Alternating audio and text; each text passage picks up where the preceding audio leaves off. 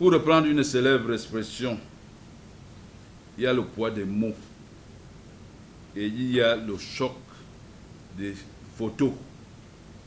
Je veux dire, dans le cas d'espèce, le choc des chiffres. Je voudrais, dans ce droit fil, évoquer justement ici quelques chiffres révélateurs. En ce qui concerne les céréales, le prix de la tonne de blé sur le marché international s'est accru de 27,77% entre 2020 et 2021 et celui du maïs de 56,85%. Pour ce qui est des oléagineux, au cours de la même période 2020-2021, le prix de la tonne d'huile de palme a progressé de 53,38% et celui de l'huile de soja de 65,37%. Et enfin celui de l'huile de palmiste de 86,03%. Le prix de la tonne d'huile de palme a progressé de 53,38%, celui de l'huile de soja de 65,37% et celui de l'huile de palmiste de 86,03%. Par rapport aux produits métallurgiques et ferreux, et pour la même période, le prix de la tonne d'aluminium a progressé de 45,12%, celui du fer de 48,46%, celui du cuivre de 50,91% et celui de l'étain de 89,10%. Pour les autres matériaux de construction, s'agissant spécifiquement des matières premières servant à la production du ciment, que sont le clinker et le gypse, leurs prix ont progressé respectivement de 60% et 100%. Pour ce qui est enfin des engrais et autres fertilisants qui servent à la production agricole, le prix de la tonne de phosphate diamonique a connu un bond de 92,35%. Celui du superphosphate triple de 103,06% et celui de l'urée de 110,91%. Le coût du fret maritime n'a pas fait exception.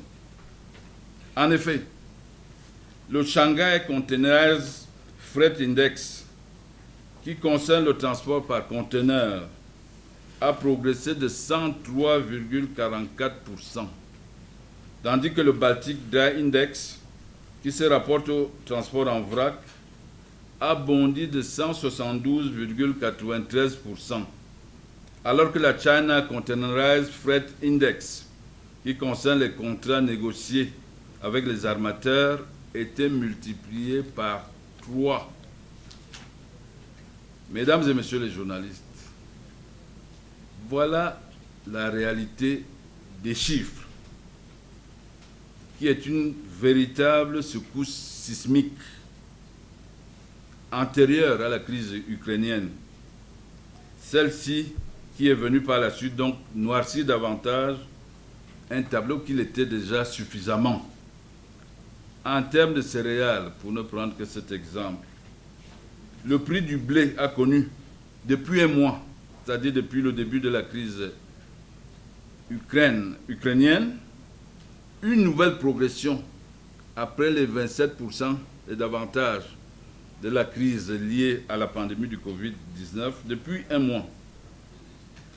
Le prix donc du blé a connu une nouvelle progression de 20,7%. Celui du maïs de 21,2% et celui de l'orge de 31,2%.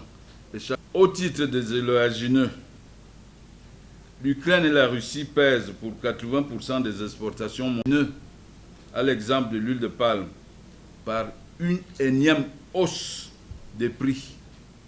Celle-là, depuis un mois, elle est de 40. Le prix de l'aluminium a à nouveau progressé, consécutivement naturellement à la crise, et il a progressé de 68,43%.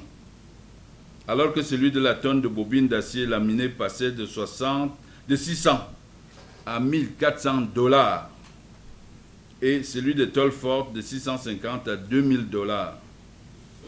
Au demeurant, la FAO annonce pour cette année une augmentation d'au moins de 20% du prix des produits alimentaires dans le monde. Ces différents chiffres, superposés les uns aux autres, encastrés les uns dans les autres, peuvent en effet donner le tournis. Ils expliquent en tout cas les taux records de l'inflation enregistrés à travers le monde, tous pays confondus, je le répète. Avec cependant des variations, nous avons des pointes de 48,41% d'inflation dans un pays comme l'Argentine, 48,41%. En Turquie, c'est 19,60%. Je prends juste quelques pays. Au Nigeria, c'est 16,91%. Au Ghana, 9,28%. Aux États-Unis, en Allemagne, 6% en moyenne. Au Cameroun, Dieu merci, 2,3%.